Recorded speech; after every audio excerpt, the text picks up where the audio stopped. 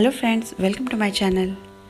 ಈ ಇಂಡೋರ್ ಪ್ಲ್ಯಾಂಟ್ಸ್ನ ಬೆಳೆಯೋದು ನ್ಯೂ ಕಾನ್ಸೆಪ್ಟ್ ಅಂತೂ ಅಲ್ವೇ ಅಲ್ಲ, ತುಂಬ ವರ್ಷಗಳಿಂದ ಇದೆ. ಆದರೆ ಇವಾಗ ಏನಾಗಿದೆ, ರೀಸೆಂಟ್ ಡೇಸಲ್ಲಿ ಸೋಷಿಯಲ್ ಮೀಡಿಯಾದಲ್ಲಿ ಗಾರ್ಡನಿಂಗ್ ಅನ್ನೋದು ತುಂಬ ಟ್ರೆಂಡಿಂಗಲ್ಲಿದೆ. ನಾವು ಬೆಳೆದಿರೋ ಅಂಥ ಪ್ಲ್ಯಾಂಟ್ಸ್ದು ಫೋಟೋಸ್ನ ಶೇರ್ ಮಾಡೋದ್ರಿಂದ ಇನ್ನೊಬ್ಬರಿಗೆ ಪ್ಲ್ಯಾಂಟ್ಸ್ ಬೆಳೆಯೋದಕ್ಕೆ ಇನ್ಸ್ಪೈರ್ ಮಾಡ್ದಂಗೆ ಆಗುತ್ತೆ.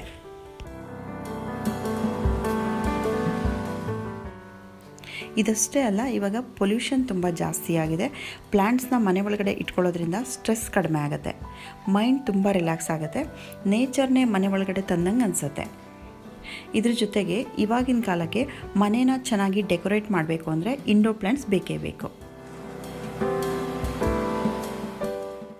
ನಾವು ಇಂಡೋರ್ ಪ್ಲ್ಯಾಂಟ್ಸ್ನ ಸೆಲೆಕ್ಟ್ ಮಾಡ್ಕೊಳ್ಳೋದಕ್ಕೂ ಮೊದಲು ಆ ಗಿಡಕ್ಕೆ ಲೈಟ್ ಕಂಡೀಷನ್ ಎಷ್ಟು ಬೇಕು ಅನ್ನೋದನ್ನ ನಾವು ಮೊದಲೇ ತಿಳ್ಕೊಂಡಿರಬೇಕು. ಕೆಲವು ಗಿಡಗಳಿಗೆ ತುಂಬ ಕಡಿಮೆ ಬೆಳಕು ಬಿದ್ದರೆ ಸಾಕಾಗುತ್ತೆ, ಇನ್ನೂ ಕೆಲವು ಗಿಡಗಳಿಗೆ ವಿಂಡೋ ಸೈಡೇ ಇಡಬೇಕಾಗುತ್ತೆ. ಇಂಡೈರೆಕ್ಟ್ ಸನ್ಲೈಟ್ ಬೀಳ್ತಾ ಇರಬೇಕು, ತುಂಬ ಬ್ರೈಟ್ ಆಗಿರೋ ಲೈಟ್ ಇರಬೇಕು.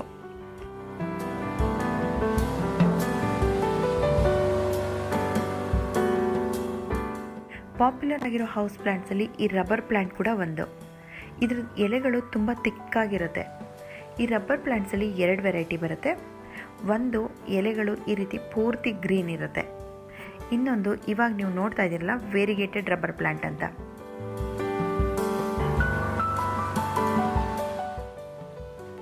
ಈ ಪ್ಲ್ಯಾಂಟ್ನ ಬಾಲ್ಕನಿಲಿ ಕೂಡ ಬೆಳೆಸ್ಬೋದು, ಆದರೆ ಡೈರೆಕ್ಟ್ ಸನ್ಲೈಟ್ ಬೀಳಬಾರ್ದು. ಈ ರಬ್ಬರ್ ಪ್ಲ್ಯಾಂಟ್ ತುಂಬ ಎತ್ತರ ಬೆಳೆಯುತ್ತೆ. ಯಾವುದೇ ಇಂಡೋರ್ ಪ್ಲ್ಯಾಂಟ್ನ ನಾವು ತಂದಾಗ ಗಿಡ ಚಿಕ್ಕದಾಗಿದ್ದರೆ ನಾವು ಚಿಕ್ಕ ಪಾಟಲ್ಲೇ ಹಾಕಬೇಕು. ನಾನು ಫಸ್ಟ್ ಇದನ್ನು ಫೋಟಿಕದಲ್ಲೇ ಇಟ್ಟಿದ್ದೆ, ಚಿಕ್ಕ ಪಾಟಲ್ಲಿ ಹಾಕಿದ್ದೆ, ವಿಂಡೋ ಸೈಡಲ್ಲಿ ಇಟ್ಟಿದ್ದೆ, ಡೈರೆಕ್ಟ್ ಸನ್ಲೈಟ್ ಬೀಳ್ತಾ ಇರಲಿಲ್ಲ. ಆಮೇಲೆ ದೊಡ್ಡದಾದಮೇಲೆ ದೊಡ್ಡ ಪಾಟಿಗೆ ಅದನ್ನು ಶಿಫ್ಟ್ ಮಾಡಿಬಿಟ್ಟು ಮನೆ ಒಳಗಡೆ ಎಲ್ಲಿ ಬೆಳಕು ಜಾಸ್ತಿ ಬೀಳುತ್ತೆ ಅಂಥ ಕಡೆ ಇಡೋಕ್ಕೆ ಶುರು ಮಾಡಿದೆ. ಈ ರಬ್ಬರ್ ಪ್ಲ್ಯಾಂಟಿಗೆ ನೀರು ಜಾಸ್ತಿ ಹಾಕಬಾರ್ದು, ವಾರದಲ್ಲಿ 1 ದಿನ ಹಾಕಿದರೆ ಸಾಕಾಗುತ್ತೆ. ಅಥವಾ ನೀವು ಮಣ್ಣನ್ನು ನೋಡಿದರೆ ಗೊತ್ತಾಗುತ್ತೆ, ಮಣ್ಣು ಡ್ರೈ ಆಗಿದೆಯಾ ನೋಡಿಕೊಂಡು ನೀರು ಹಾಕಬೇಕು.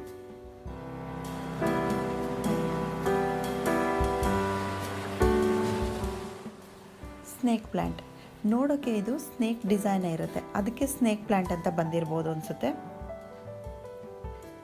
ಇದು ತುಂಬ ಲೋ ಮೇಂಟೆನೆನ್ಸ್ ಪ್ಲ್ಯಾಂಟ್. ಇದಕ್ಕೆ ಜಾಸ್ತಿ ನೀರು ಹಾಕಬೇಕಾಗಿಲ್ಲ, ಜಾಸ್ತಿ ಬೆಳಕು ಬೇಕಾಗಿಲ್ಲ. ಇದರಲ್ಲಿ ತುಂಬ ಟೈಪ್ಸ್ ಬರುತ್ತೆ. ಸ್ನೇಕ್ ಪ್ಲ್ಯಾಂಟಲ್ಲೇ ಇನ್ನೊಂದು ಕಲರ್ ಇದು. ಈ ಸ್ನೇಕ್ ಪ್ಲ್ಯಾಂಟ್ಸಲ್ಲಿ ತುಂಬ ಉದ್ದ ಇರೋವಂಥ ಸ್ಟ್ರೈಟ್ ಎಲೆಗಳದ್ದು ಬರುತ್ತೆ, ತುಂಬ ಶಾರ್ಟ್ ಇರೋವಂಥ ಎಲೆಗಳು ಬರುತ್ತೆ, ಕರ್ಲಿ ಆಗಿರೋವಂಥ ಎಲೆಗಳದ್ದು ಬರುತ್ತೆ. ತುಂಬ ಒಳ್ಳೆ ಏರ್ ಪ್ಯೂರಿಫೈಯಿಂಗ್ ಪ್ಲ್ಯಾಂಟ್ ಇದು. ಮನೇನ ಡೆಕೋರೇಟ್ ಮಾಡೋಕ್ಕೆ ಬೆಸ್ಟ್ ಪ್ಲ್ಯಾಂಟ್ ಅಂತಲೇ ಹೇಳ್ಬೋದು. ಈ ಸ್ನೇಕ್ ಪ್ಲ್ಯಾಂಟ್ಗೆ ತುಂಬ ಕಡಿಮೆ ಬೆಳಕಲ್ಲೂ ಚೆನ್ನಾಗಿ ಬರುತ್ತೆ. ನೀರು ತುಂಬ ಕಡಿಮೆ ಹಾಕಬೇಕು, ವಾರದಲ್ಲಿ 1 ಸಲ ಹಾಕಿದರೆ ಸಾಕು. ಇದು ಸಿಂಗೋನಿಯಂ ಅಂತ, ಇದು ಕೂಡ ತುಂಬ ಪಾಪ್ಯುಲರ್ ಆಗಿರೋವಂಥ ಇಂಡೋರ್ ಪ್ಲ್ಯಾಂಟ್. ಹೆಚ್ಚಿನ ಇಂಡೋರ್ ಪ್ಲ್ಯಾಂಟ್ಸು ಒಂದು ಬೆನಿಫಿಟ್ ಏನು ಅಂತ ಅಂದರೆ, ಏರ್ ಪ್ಯೂರಿಫೈ ಮಾಡಿಬಿಟ್ಟು ಆಕ್ಸಿಜನ್ನ ಜಾಸ್ತಿ ರಿಲೀಸ್ ಮಾಡುತ್ತೆ. ಹಾಗಾಗಿ ನಾವು ಈ ಪ್ಲ್ಯಾಂಟ್ಸ್ನೆಲ್ಲ ಮನೆ ಒಳಗೆ ಇಟ್ಕೊಳ್ತೀವಿ. ಸಿಂಗೋನಿಯಮ್ಮಲ್ಲಿ 4 ಕಲರ್ ಬರುತ್ತೆ. ಗ್ರೀನಲ್ಲಿ ಫುಲ್ ಗ್ರೀನ್ ಇರೋ ಎಲೆಗಳು ಒಂದು ಕಲರ್ ಇದ್ದರೆ, ಈ ರೀತಿ ವೇರಿಗೇಟೆಡಲ್ಲೂ ಬರುತ್ತೆ. ಇದೇ ರೀತಿ ಪಿಂಕ್, ರೆಡ್ ಮತ್ತು ವೈಟಲ್ಲಿ ಕೂಡ ಬರುತ್ತೆ. ಈ ಸಿಂಗೋನಿಯಂನ ಮನಿ ಪ್ಲ್ಯಾಂಟ್ ಥರ ಬರೀ ನೀರಲ್ಲೇ ಕೂಡ ಬೆಳೆಸ್ಬೋದು. ನೀರಲ್ಲಿ ಚೆನ್ನಾಗಿ ರೂಟ್ಸ್ ಬಂದಮೇಲೆ ನಾವು ಅದನ್ನು ಮಣ್ಣಿಗೆ ಕೂಡ ಚೇಂಜ್ ಮಾಡ್ಕೋಬೋದು.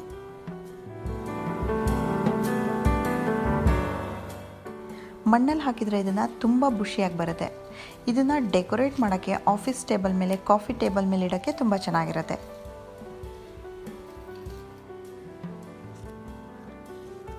ಈ ಪ್ಲ್ಯಾಂಟ್ಗೆ ಬೆಳಕು ತುಂಬ ಕಡಿಮೆ ಇದ್ರೂ ಚೆನ್ನಾಗಿ ಬರುತ್ತೆ. ತುಂಬ ಕಡಿಮೆ ಬೆಳಕಿದ್ರೆ ಈ ರೀತಿ ಎಲೆಗಳೆಲ್ಲ ತುಂಬ ಗ್ರೀನ್ ಆಗಿರುತ್ತೆ.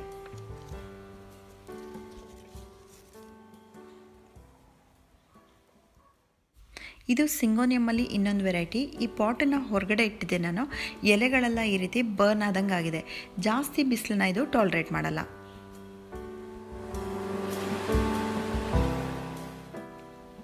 ಈ ಇಂಡೋರ್ ಪ್ಲ್ಯಾಂಟ್ಸ್ನ ರೀಪಾಟ್ ಮಾಡೋರು ಮಳೆಗಾಲ ಸ್ಟಾರ್ಟ್ ಆಗೋಕ್ಕೆ ಮುಂಚೆನೇ ಮಾಡ್ಕೋಬೇಕು. ಮಳೆಗಾಲದಲ್ಲಿ ಮಾಯ್ಶ್ಚರ್ ಜಾಸ್ತಿ ಇರೋದ್ರಿಂದ ನೀವು ಮಾರ್ಚ್ ಅಥವಾ ಏಪ್ರಿಲ್ ಒಳಗೆ ಮಾಡಿಕೊಂಡ್ರೆ ಒಳ್ಳೆಯದು. ಈ ಇಂಡೋರ್ ಪ್ಲ್ಯಾಂಟ್ಸ್ಗೆಲ್ಲ ಪಾಟ್ ಮಿಕ್ಸಿಂಗ್ ಹೇಗೆ ತೊಗೊಂಡಿದ್ದೀನಿ ಅಂತ ಹೇಳ್ತೀನಿ ಇವಾಗ. ಎರೆಹುಳು ಗೊಬ್ಬರ ಮತ್ತು ಮಣ್ಣು ಎರಡನ್ನೂ ಈಕ್ವಲ್ ಆಗಿ ಮಿಕ್ಸ್ ಮಾಡ್ಕೊಂಡಿದ್ದೀನಿ. ಇದರ ಜೊತೆಗೆ ಕೋಕೋಪೀಟ್ನ ಮಿಕ್ಸ್ ಮಾಡ್ಕೊಳ್ತಾ ಇದ್ದೀನಿ.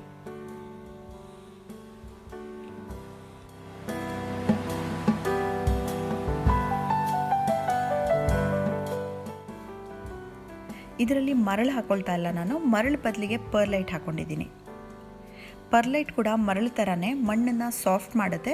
ಮಣ್ಣು ಬೇರುಗಳಿಗೆ ಅಂಟ್ಕೊಳ್ದೇ ಇರೋ ಥರ ನೀರನ್ನು ಈಸಿಯಾಗಿ ಡ್ರೈನ್ ಔಟ್ ಮಾಡುತ್ತೆ.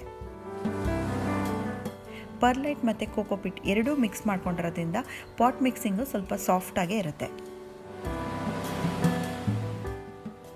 ಈ ಡ್ರೈನೇಜ್ ಹೋಲ್ ಕವರ್ ಮಾಡೋಕ್ಕೆ ಒಬ್ಬರೊಬ್ಬರು ಒಂದೊಂದು ರೀತಿ ಮಾಡ್ತಾರೆ. ನೀವು ಯಾವ ರೀತಿ ಬೇಕಾದರೂ ಮಾಡ್ಕೋಬೋದು. ಒಟ್ಟಿಗೆ ಮಣ್ಣು ಪಾಟಿಂದ ಹೊರಗಡೆ ಹೋಗಬಾರ್ದು, ನೀರು ಮಾತ್ರ ಸಲೀಸಾಗಿ ಡ್ರೈನ್ ಔಟ್ ಆಗಿ ಹೋಗೋಂಗಿರಬೇಕು.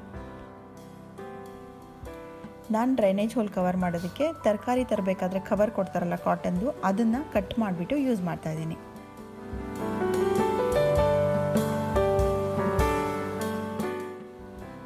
ರೀಪಾಟ್ ಮಾಡೋಕ್ಕೆ ಮುಂಚೆ ನೀವು ಪಾಟನ್ನು ಒಂದ್ಸಲ ಅಬ್ಸರ್ವ್ ಮಾಡಿದರೆ ನಿಮಗೆ ಗೊತ್ತಾಗುತ್ತೆ. ಪಾಟಲ್ಲಿ ಜಾಗ ಇಲ್ದೇ ರೂಟ್ಸ್ ಎಲ್ಲ ಅದ್ರ ಸುತ್ತನೇ ಸುತ್ಕೊಂಡ್ಬಿಟ್ಟಿರುತ್ತೆ. ಇದಕ್ಕೆ ರೂಟ್ ಬೌಂಡ್ ಅಂತಾರೆ. ಇದನ್ನೆಲ್ಲ ಬಿಡಿಸ್ಬಿಟ್ಟು ನೆಡಬೇಕು ನಾವಿವಾಗ. ತುಂಬ ಉದ್ದ ಬೆಳೆದಿರೋಂಥದ್ದು ಮತ್ತು ಈ ಸುತ್ಕೊಂಡಿರುತ್ತಲ್ಲ ರೂಟ್ಸು, ಅದನ್ನೆಲ್ಲ ಕಟ್ ಮಾಡಿಬಿಟ್ಟು ತೆಗೆದುಬಿಟ್ಟು ನೆಡಬೇಕು.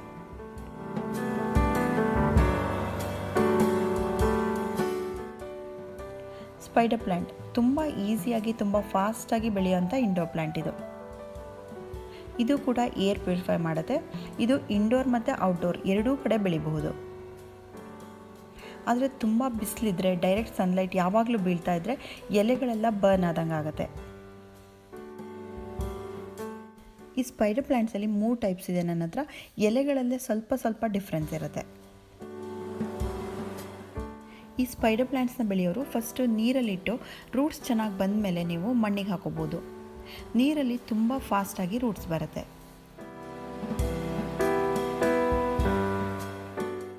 ಝೀಝಿ ಪ್ಲ್ಯಾಂಟ್ ಇದನ್ನು ಓದಬೇಕಾದ್ರೆ 2 ಸಲ ಝೆಡ್ ಅಂತ ಇರುತ್ತೆ, ಹೇಳಬೇಕಾದ್ರೆ ಮಾತ್ರ ಇದನ್ನು ನಾವು ಝೀಝಿ ಪ್ಲ್ಯಾಂಟ್ ಅಂತ ಹೇಳ್ತೀವಿ. ಇದರದ್ದು ಎಲೆಗಳು ತುಂಬ ಅಟ್ರಾಕ್ಟಿವ್ ಆಗಿರುತ್ತೆ. ನೀರು ತುಂಬ ಕಡಿಮೆ ಹಾಕಬೇಕು. ಇದಕ್ಕೆ ಮಾಯ್ಶ್ಚರ್ ಇದ್ರೂ ನೀರು ಹಾಕಿದರೆ ಈ ಗಿಡ ಸತ್ತೋಗುತ್ತೆ.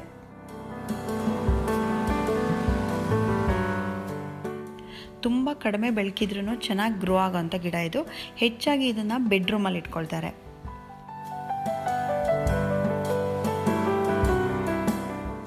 ಮನಿ ಪ್ಲ್ಯಾಂಟ್ ಎಲ್ಲರೂ ಕಾಮನ್ ಆಗಿ ತುಂಬ ವರ್ಷಗಳಿಂದ ಬೆಳ್ಕೊಂಡು ಬಂದಿರೋ ಒಂದು ಇಂಡೋರ್ ಪ್ಲ್ಯಾಂಟ್ ಅಂದರೆ ಈ ಮನಿ ಪ್ಲ್ಯಾಂಟ್. ಇದು ಮಣ್ಣಲ್ಲೂ ಚೆನ್ನಾಗಿ ಬರುತ್ತೆ, ನೀರಲ್ಲೂ ಬರುತ್ತೆ. ಆದರೆ ನೆರಳಲ್ಲಿ ತುಂಬ ಚೆನ್ನಾಗಿ ಬರುತ್ತೆ. ಬಿಸಿಲು ಬಿದ್ದರೆ ಇದಕ್ಕೆ ಎಲೆಗಳೆಲ್ಲ ಬರ್ನ್ ಆಗುತ್ತೆ. ಮನಿ ಪ್ಲ್ಯಾಂಟ್ ಬೆಳೆಸೋರು ಫಸ್ಟು ನೀರಲ್ಲಿ ಬೆಳೆಸಿ, ರೂಟ್ಸ್ ತುಂಬ ಬೇಗ ಬರುತ್ತೆ ನೀರಲ್ಲಿ. ಆಮೇಲೆ ಅದನ್ನು ಮಣ್ಣಿಗೆ ಚೇಂಜ್ ಮಾಡಬಹುದು.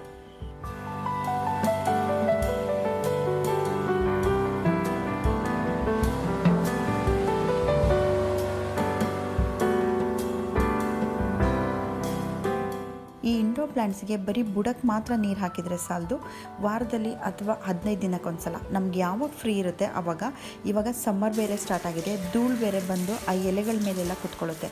ನಾವು ಅದಕ್ಕೆ ಏನು ಮಾಡಬೇಕು, ಈ ಪ್ಲ್ಯಾಂಟ್ಸ್ನೆಲ್ಲ ಒಂದ್ಸಲ ಬಾತ್ರೂಮಿಗೆ ತೊಗೊಂಡೋಗಿ ಇಟ್ಕೊಂಡು ಆಮೇಲೆ ಮೇಲ್ಗಡೆಯಿಂದ ನೀರನ್ನು ಶವರಲ್ಲಿ ಕೊಡಬೇಕು. ವಾರದಲ್ಲಿ 1 ದಿನ ನಾನು ಈ ರೀತಿ ಗನ್ನಲ್ಲಿ ಎಲ್ಲ ಪ್ಲ್ಯಾಂಟ್ಸ್ಗೂ ಶವರ್ ಕೊಟ್ಬಿಟ್ಟು ಆಮೇಲೆ ನೀರು ಇಳ್ದು ಹೋಗೋ ತನಕ ಹಾಗೆ ಬಿಟ್ಟಿರ್ತೀನಿ. ಸ್ವಲ್ಪ ಹೊತ್ತು ನೀರು ಇಳ್ದು ಹೋದ್ಮೇಲೆ ಆ ಎಲೆಗಳನ್ನೆಲ್ಲ ನೀಟಾಗಿ ಕ್ಲಾತಿಂದ ಒರೆಸ್ಬಿಟ್ಟು ತೆಗೆದಿಡ್ತೀನಿ. ಇಂಡೋರ್ ಪ್ಲ್ಯಾಂಟ್ಸ್ ಅಂದರೆ ಇದಿಷ್ಟೇ ಅಲ್ಲ, ತುಂಬ ದೊಡ್ಡ ಲಿಸ್ಟೇ ಇದೆ. ಸಕ್ಯುಲೆಂಟ್ ಕೂಡ ಮನೆ ಒಳಗೇ ಇಟ್ಕೋಬೋದು. ಇವಾಗ ನೀವು ನೋಡ್ತಾ ಇದ್ದೀರಲ್ಲ, ಇದು ಸೀಡಮ್ ಕಾರ್ಪೆಟ್ ಅಂತ. ಇದು ಕೂಡ ಪಾರ್ಷಲ್ ಶೇಡಲ್ಲಿ ತುಂಬ ಚೆನ್ನಾಗಿ ಬರುತ್ತೆ. ಈ ಗಿಡನ ನೀವು ಸುಮ್ಮನೆ ಮಣ್ಣಲ್ಲಿ ಹಾಗೆ ಇಟ್ಟರೂ ಸಾಕು, ಕಾರ್ಪೆಟ್ ಥರ ಎಲ್ಲ ಕಡೆ ಹರಡಿಕೊಂಡು ಚೆನ್ನಾಗಿ ಬರುತ್ತೆ.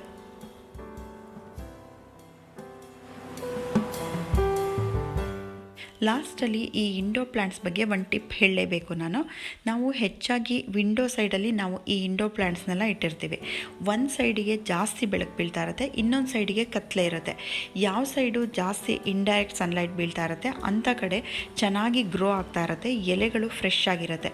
ಅದಕ್ಕೆ ನಾವು ಏನು ಮಾಡಬೇಕು, ವಾರದಲ್ಲಿ ಒಂದು ಸಲ ಆ ಗಿಡನ ಟರ್ನ್ ಮಾಡಿಬಿಟ್ಟು ಇಡಬೇಕು.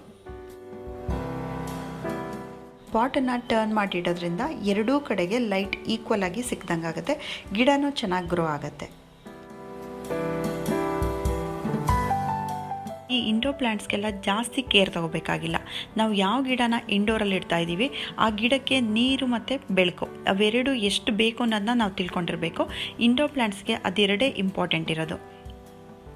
ಅದು ಬಿಟ್ಟರೆ ನಮಗೆ ಯಾವಾಗ ಫ್ರೀ ಇರುತ್ತೆ ವಾರದಲ್ಲಿ ಒಂದಿನ ಗಿಡನ ಚೆಕ್ ಮಾಡಬೇಕು. ಯಾವುದಾದ್ರೂ ಎಲೆಗಳು ಕೊಳ್ತೋಗಿದೆಯಾ ಅಥವಾ ಎಲ್ಲೋ ಆಗಿದೆಯಾ ಒಣಗಿದೆಯಾ ಅಂತ ಲೀವ್ಸ್ನೆಲ್ಲ ಕಟ್ ಮಾಡಿಬಿಟ್ಟು ತೆಗೆದುಬಿಡಬೇಕು. ಸೊ ಫ್ರೆಂಡ್ಸ್, ಈ ಇಂಡೋರ್ ಪ್ಲ್ಯಾಂಟ್ಸ್ ಬಗ್ಗೆ ನನಗೆ ಗೊತ್ತಿರೋ ಎಲ್ಲ ಟಿಪ್ಸ್ನ ಹೇಳಿದ್ದೀನಿ. ಈ ವಿಡಿಯೋ ನಿಮ್ಗೆ ಇಷ್ಟ ಆಯಿತು ಅಂತ ಅಂದ್ಕೊಂಡಿದ್ದೀನಿ. Thank you for watching.